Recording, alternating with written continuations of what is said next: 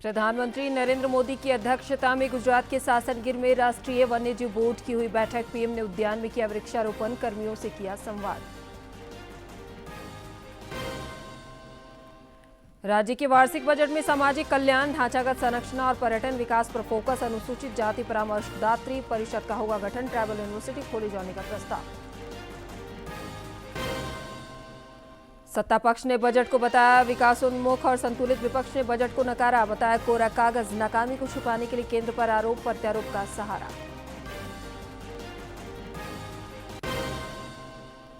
और आउटसोर्सिंग स्वास्थ्य कर्मियों की हड़ताल से बोकारो सदर अस्पताल की सेवा चरमराई। मारपीट के खिलाफ पाकुड़ में स्वास्थ्य कर्मियों ने शुरू की अनिश्चितकालीन हड़ताल।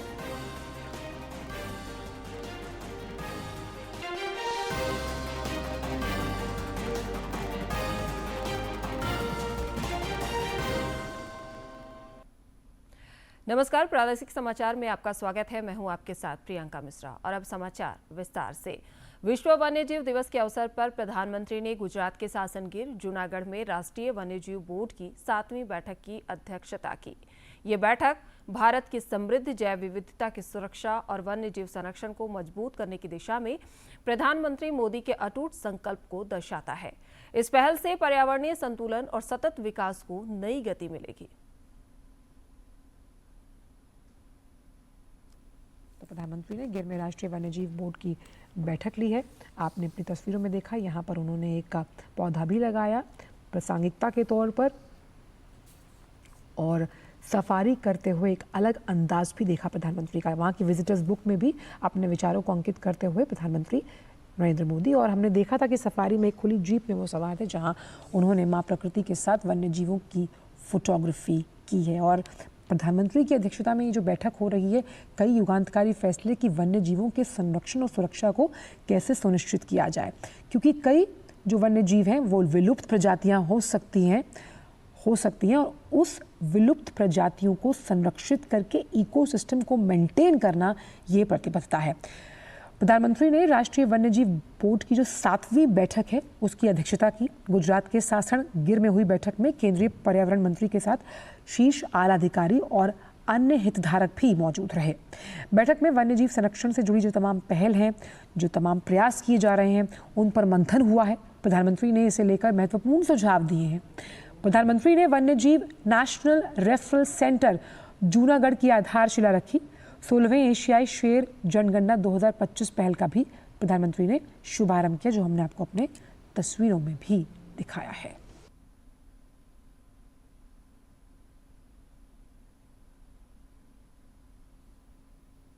प्रधानमंत्री ने गुजरात के गिर राष्ट्रीय उद्यान में इको गाइड्स, ट्रैकर्स और फील्ड स्टाफ के साथ संवाद किया। इस दौरान श्री मोदी ने वन्यजीव संरक्षण में उनके अहम योगदान की सराहना की और नीतियों के प्रभावी क्रियान्वयन के लिए विभिन्न एजेंसियों के बीच समन्वय को और मजबूत कराने पर जोर दिया।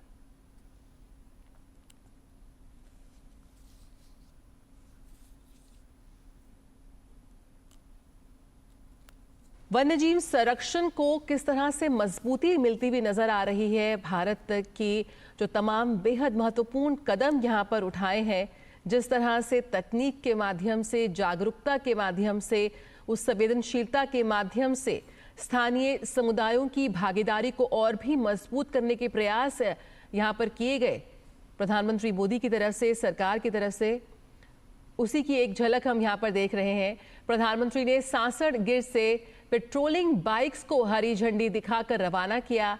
पीएम ने इको गाइड्स, ट्रैकर्स और फील्ड स्टाफ से संवाद भी किया। इन सभी ने पीएम के साथ अपने अनुभव साझा किए। वहीं पीएम ने भी उन्हें अहम सुझाव दिए।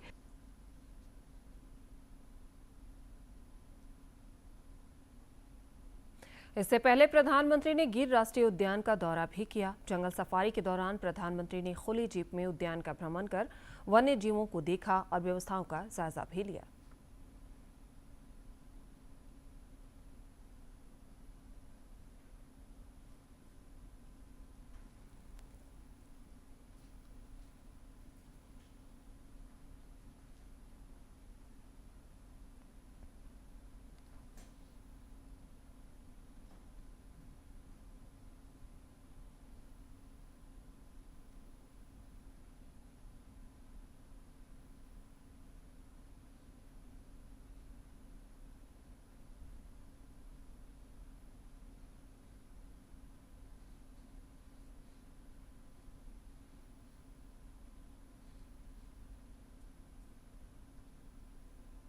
विधानसभा में आज वित्त मंत्री राधाकृष्ण किशोर ने 1,45,400 करोड़ रुपए का राज्य का बजट पेश किया, जो पिछले वित्तीय वर्ष की तुलना में 13% अधिक है। आगामी वित्तीय वर्ष में विकास दर 7.5% रहने का अनुमान है। सामाजिक कल्याण, ढांचागत संरचना और पर्यटन विकास पर सरकार का खास फोकस है। वित्त मंत्री राधाकृष्ण किशोर ने आज विधानसभा में 1,45,400 करोड़ रुपए का राज्य का वार्षिक बजट पेश किया, जो पिछले वित्तीय वर्ष की तुलना में 13% अधिक है। उन्होंने बताया कि राज्य में योजना व्यय में लगातार वृद्धि हो रही है, साथ ही आर्थिक सेहत भी सुधर रही है। वित्त मंत्री ने कहा कि आगामी वित्तीय वर्ष में विकास दर 7.5% रहने का अनुमान है। वित्तीय वर्ष 2025-26 के लिए 1,45,400 करोड़ रुपए का सकल बजट अनुमान प्रस्तुत कर रहा हूं, जो गत वर्ष से लगभग 13% अधिक है। वर्ष 2023-24 में राज्य का विकास दर 7.5% कांस्टेंट प्राइस पर रहा। वित्त मंत्री ने अपने बजटीय भाषण में कहा कि बिना लोगों पर अतिरिक्त कर का बोझ डाले सरकार का राजस्व संग्रहण बढ़ाने पर खास जोर है। साथ ही राजकोषीय घाटे को कम करना प्राथमिकता है। महोदय, राज्य में बिना अतिरिक्त कर लगाए राजस्व संग्रहण को बढ़ाने के लिए वित्त विभाग के साथ मुख्य राजस्व संग्रहण विभागों की राजस्व संवर्धन समिति बनाई गई, जिसके माध्यम से राजस्व वृद्धि के लिए प्रयास किया जा रहा है। वित्त मंत्री ने अपने बजटीय भाषण में कहा कि जन आकांक्षाओं के अनुरूप सरकार ने इस बार का बजट प्रस्तुत किया है, जिससे विकास और जन कल्याण को नया आयाम मिलेगा। उन्होंने बताया कि जनजातीय परामर्शदात्री परिषद की तर्ज पर राज्य में अनुसूचित जाति परामर्शदात्री परिषद का गठन होगा। बजट में ट्राइबल यूनिवर्सिटी खोले जाने का भी प्रस्ताव है। जनजाति समुदाय के सतत विकास, सामाजिक उत्थान और आर्थिक सशक्तिकरण के लिए जनजातीय विश्वविद्यालय खोले जाने का निर्णय राज्य सरकार द्वारा लिया गया है। ट्राइबल यूनिवर्सिटी की बात की जा रही है। महोदय, यह जनजातीय समुदाय के समृद्ध सांस्कृतिक पहचान एवं विरासत को संरक्षित करेगी। सदन में वित्त मंत्री द्वारा पेश बजट में विभिन्न विभागों को आवश्यकता अनुसार आवंटन किया गया है, ताकि समावेशी विकास के लक्ष्यों की प्राप्ति हो सके। सामाजिक कल्याण योजनाओं पर सरकार का खास जोर रहा है। बजट में मैया सम्मान योजना के लिए लगभग 13,363 करोड़ रुपए का बजटीय प्रावधान किया गया है। ढांचागत संरचना के विकास और पर्यटन विकास पर सरकार का खास फोकस है। झारखंड की जनता की सामाजिक एवं आर्थिक विकास के लिए वर्ष 2025-26 के लिए माननीय मुख्यमंत्री जी के नेतृत्व में हमने इसे जनमन की ओर से करीब लाते हुए अबुआ बजट का नाम दिया है। महोदय, वित्त मंत्री राधाकृष्ण किशोर ने विधानसभा में बजट पेश करने से पहले राज्यपाल संतोष कुमार गंगवार से आज राजभवन में भेंट की और वित्तीय वर्ष 2025-26 के बजट की प्रति उन्हें समर्पित की। वित्त मंत्री ने मुख्यमंत्री हेमंत सोरेन को भी बजट की कॉपी सौंपी। रांची से डीडी झारखंड के लिए ब्यूरो की रिपोर्ट। सदन में पेश राज्य के वार्षिक बजट में आज कई घोषणाएं भी हुई। रांची, खूंटी, गिरिडीह, जमशेदपुर, धनबाद, देवघर और जामताड़ा में मेडिकल कॉलेज की स्थापना होगी। जमशेदपुर, गुमला और साहिबगंज में नया विश्वविद्यालय बनेगा। जमशेदपुर, पलामू, रांची, धनबाद और देवघर में school of business and mass communication की स्थापना का भी प्रस्ताव है। रांची के तपोवन मंदिर का विकास किया जाएगा। नेतरहाट समेत अन्य पर्यटन स्थलों पर ग्लास ब्रिज का निर्माण किया जाएगा। सदन में बजट पेश करने के बाद वित्त मंत्री राधाकृष्ण किशोर विधानसभा परिसर में पत्रकारों से भी मुखातिब हुए। इस दौरान उन्होंने बजट की विशेषताएं बताई और विकास तथा जन कल्याण की प्रतिबद्धता दोहराई। अवगत हो चुके हैं कि हमारा बजट का आकार 1,35,400 करोड़, 1,45,400 करोड़, जो चालू वित्तीय वर्ष 24-25 से लगभग 13% अधिक।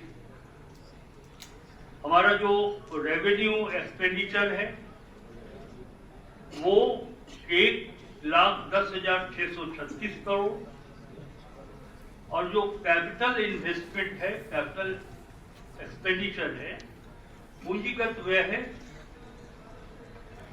34,763.3 करोड़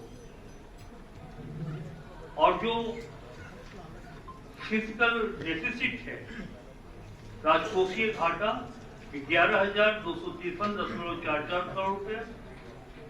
मैया सम्मान योजना में सरकार की ओर से जो राशि दी गई वो 13,363.35 करोड़।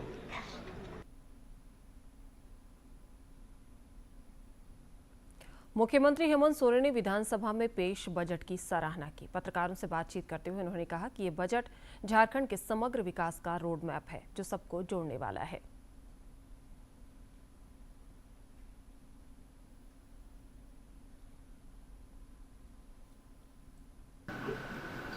सरकार अपने कामों को बेहतर तरीके से अंजाम दे पाए। कैपिटल एक्सपेंडिचर भी हमारा काफ़ी बढ़ा है, 9% के लगभग। सोशल सेक्टर में आप देख रहे हैं कि 60-62 करोड़ रुपये सरकार खर्च कर रही है। ये बहुत बड़ी और सबको जोड़ने वाला बजट है, और जो छूटेंगे उनको भी कैसे जोड़ा जाएगा उसके लिए भी आने वाले समय में काम करेंगे। इधर विपक्ष ने बजट को दिशाहीन करार दिया है। प्रमुख विपक्षी दल भाजपा के प्रदेश अध्यक्ष बाबूलाल मरांडी ने कहा कि बजट में राज्य के विकास को लेकर कोई स्पष्ट विजन नजर नहीं आ रहा। श्री मरांडी ने कहा कि मौजूदा राज्य सरकार जनता की आंख में धूल झोंकने का काम कर रही है और अपने चुनावी वायदे से मुकर रही है। इसी बीच बजट को सत्ता पक्ष ने जहां विकासोन्मुख और संतुलित बताया है, वहीं विपक्ष के विधायकों ने कहा कि इस बजट से राज्य की जनता को घोर निराशा हुई है। वित्त मंत्री जी ने साफ शब्दों में और बहुत अच्छे वित्तीय प्रबंधन का एग्जाम्पल इस बजट के माध्यम से दिया है। कई सारी नई चीज़ें हुई हैं। झारखंड की महिलाओं और बच्चों के लिए सबसे ज़्यादा बजट रखा गया है। पर्यटन पर हमारा फोकस रहेगा, इसको हम लोगों ने प्राथमिकता पे लिया।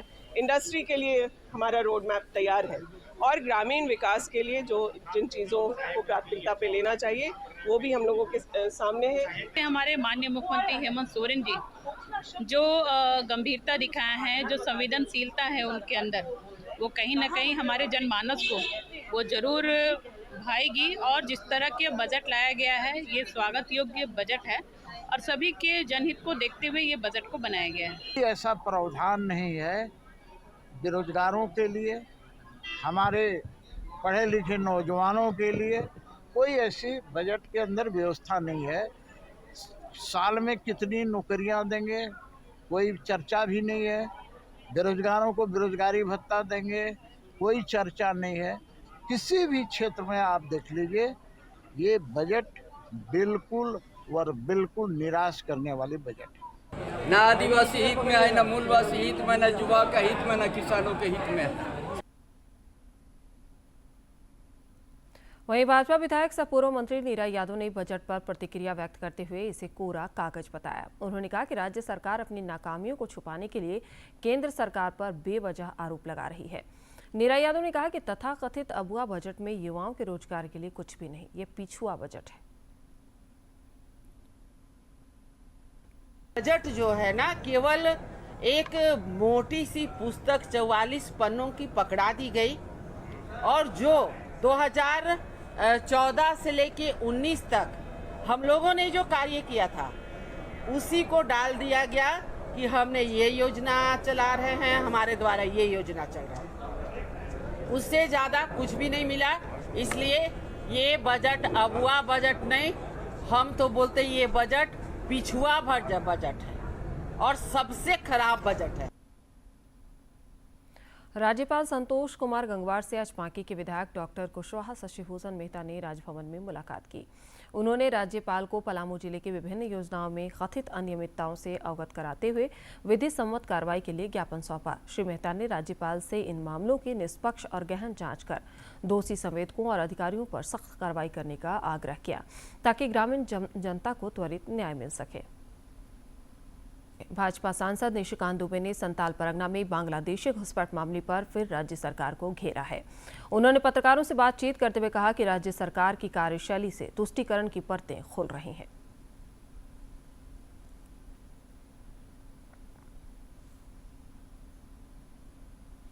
रांची के सिरमटोली फ्लाईओवर निर्माण का काम तेज गति से आगे बढ़ रहा है और इसके जल्द शुरू होने की संभावना है। वहीं सिरमटोली में सरना स्थल के मुख्य गेट के पास फ्लाईओवर का रैंप उतारे जाने का आदिवासी संगठन विरोध कर रहे हैं।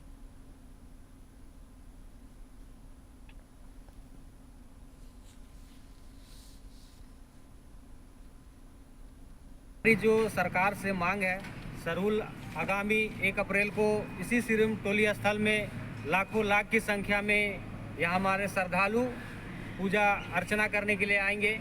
और जिस तरह से यहाँ फ्लाईओवर का जो रैंप ठीक सरना स्थल के द्वार के सामने उतार दिया गया है, इसी से आज आदिवासी समाज, सरना समाज को बहुत पीड़ा है।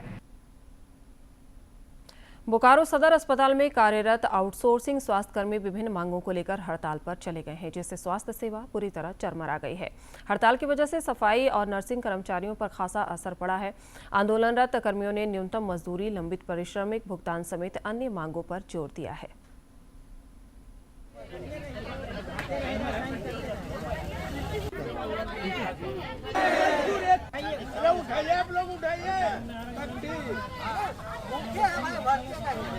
₹10,000 का वेतन है, वो भी हम लोग का महीने महीने वेतन नहीं दे रहे हैं। काफ़ी दिक्कतों का सामना करना पड़ रहा है। फरवरी का महीना आ गया, बच्चों को स्कूल से निकाल दिया जा रहा है। लगातार इन लोगों से हम लोग अपने समस्याओं को कह रहे हैं, लेकिन ये लोग सुनने के बिल्कुल भी तैयार नहीं।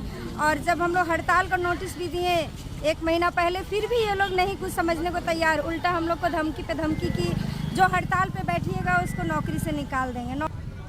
हड़ताल करने के लिए हम लोग आज बाधित होने का कारण है जो हमारे प्रबंधक है, सिविल सर्जन है, हमारे सदर अस्पताल के डीएस हैं, इनका देन है कि आज हम लोग हड़ताल पर बैठे हुए हैं। अगर ये लोग चाहते, हमारा दुख दर्द समझ लेते तो आज ये नौबत नहीं आता। पाकुड़ में फाइलेरिया उन्मूलन अभियान के दौरान स्वास्थ्यकर्मियों के साथ मारपीट का मामला गर्माता जा रहा है। कर्मी जिले के झोनागढ़िया गांव में हुई घटना के खिलाफ अनिश्चितकालीन हड़ताल पर चले गए हैं, जिससे स्वास्थ्य सेवा बाधित हुई है। स्वास्थ्य सेवाओं को जन जन तक पहुंचाने में स्वास्थ्यकर्मी तत्पर रहते हैं, लेकिन फाइलेरिया उन्मूलन अभियान के दौरान पाकुड़ जिले के झोनागढ़िया गांव में स्वास्थ्यकर्मियों के साथ मारपीट की घटना से कर्मी काफी आक्रोशित हैं। वो विरोध स्वरूप अनिश्चितकालीन हड़ताल पर चले गए हैं। उन्होंने आरोपियों की गिरफ्तारी की मांग की है। जिला प्रशासन की लापरवाही के चलते यह हड़ताल अनिश्चितकालीन चलेगा।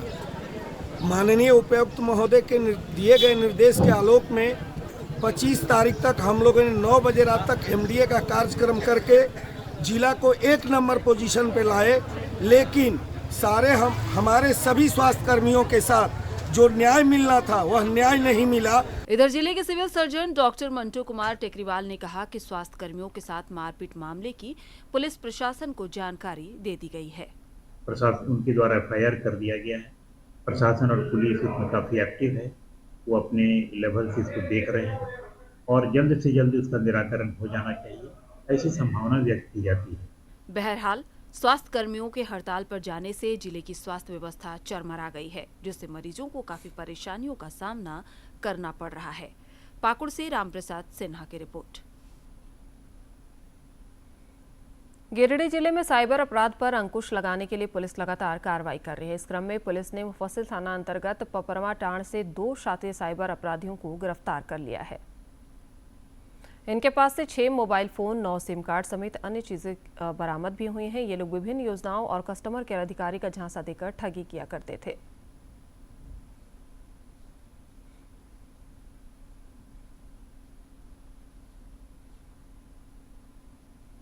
एक मकान में बाहर से आकर साइबर ठग लोग साइबर ठगी कर रहे हैं कई दिनों से। उसी सूचना पर हम अपनी टीम के साथ उक्त मकान में गए, जो कि काम हो रहा है, निर्माण काम उस मकान में हो रहा है। उसके एक कमरा में जब दरवाज़ा खोले तो देखे कि 2 लड़का पलंग में बैठ करके मोबाइल से अपना साइबर ठगी कर रहा है। उसी दौरान उन लोगों को पकड़ा गया, पूछताछ किया गया तो एक अपना नाम तुलसी मंडल, दूसरा संतोष मंडल बताया, जो दोनों चिकसोरिया अहलियापुर थाना के रहने वाले थे। इनके पास से 6 मोबाइल बरामद किया गया, 9 सिम बरामद किया गया है, एक ATM कार्ड है, एक आधार कार्ड है और एक ड्राइविंग लाइसेंस है।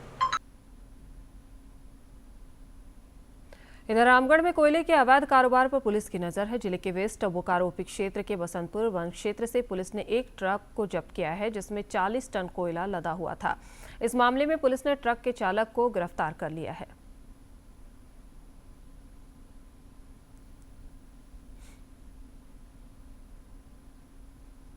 और अब कुछ खबर राज्य के विभिन्न जिलों से।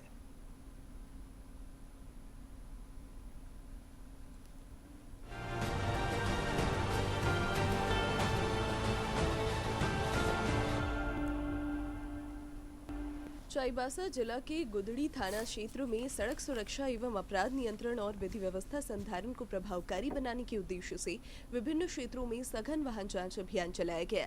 साथ ही लोगों को सड़क सुरक्षा नियमों के प्रति जागरूक किया गया।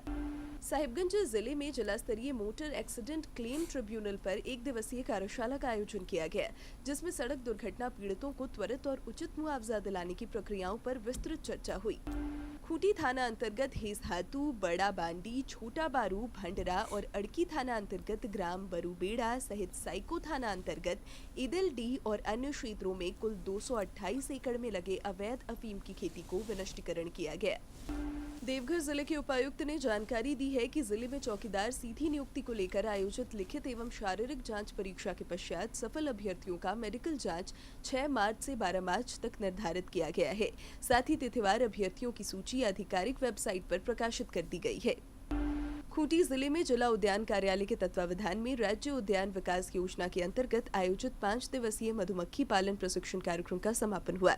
इस अवसर पर उपायुक्त और जिला परिषद अध्यक्ष ने लाभुकों को मधुमक्खी पालन के लिए बॉक्स, कॉलोनी और अन्य आवश्यक सामग्री वितरित की। अवैध खनन पर रोक को लेकर रामगढ़ जिले के उपायुक्त चंदन कुमार ने जिले के अलग अलग क्षेत्र में अवैध मुहानों को चिन्हित कर उन्हें बंद करने का निर्देश दिया है।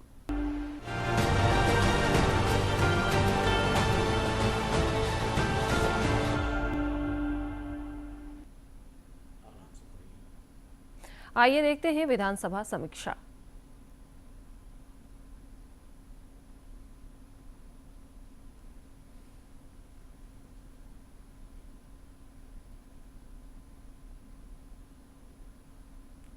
वित्त मंत्री राधाकृष्ण किशोर ने आज झारखंड विधानसभा में वित्तीय वर्ष 2025-26 का बजट पेश किया।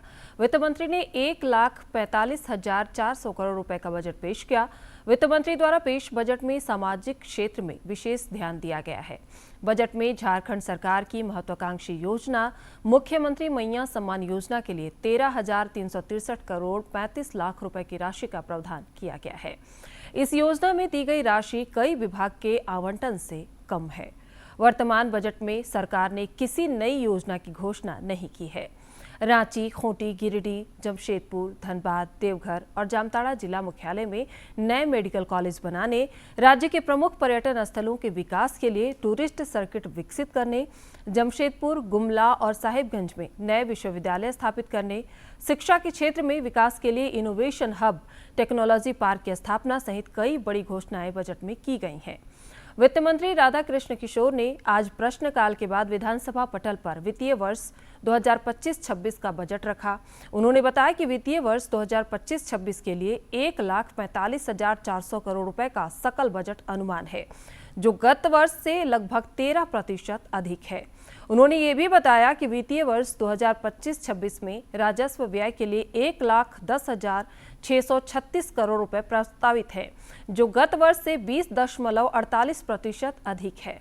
पूंजीगत व्यय अंतर्गत गत वर्ष के पुनरीक्षित बजट पर 7.81% वृद्धि के साथ 34,763.30 करोड़ रुपए का प्रस्ताव है। झारखंड मुख्यमंत्री मैया सम्मान योजना के वित्तीय वर्ष 2025-26 में 13,363 करोड़ 35 लाख रुपए का बजटीय उपबंध किया गया, जो योजना बजट का 14.56% और कुल बजट का 9.19% है। सरकार ने राज्य में अनुसूचित जाति समुदाय से जुड़े मुद्दे को संवेदनशीलता के साथ हल करने के उद्देश्य से अनुसूचित जाति परामर्शदात्री समिति गठित करने का भी ऐलान किया है।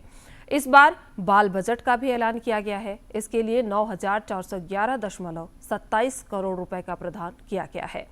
किसानों की सहायता के लिए सरकार ने प्रतिबद्धता जताते हुए राज्य के 4 लाख किसानों के लिए 2 लाख रुपए तक के लोन माफ कर दिए हैं।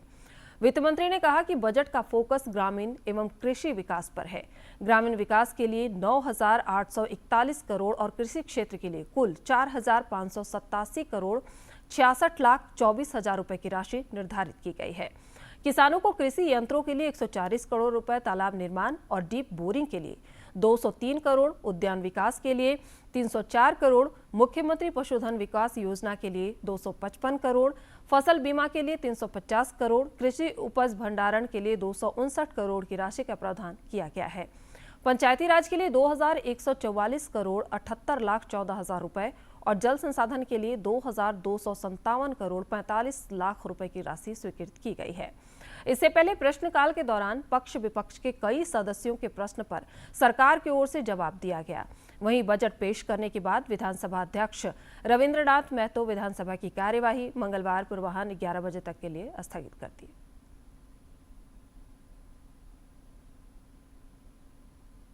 अंत में मुख्य समाचार एक बार फिर। प्रधानमंत्री नरेंद्र मोदी की अध्यक्षता में गुजरात के सासनगिर में राष्ट्रीय वन्यजीव बोर्ड की हुई बैठक। पीएम ने उद्यान में किया वृक्षारोपण, कर्मियों से किया संवाद।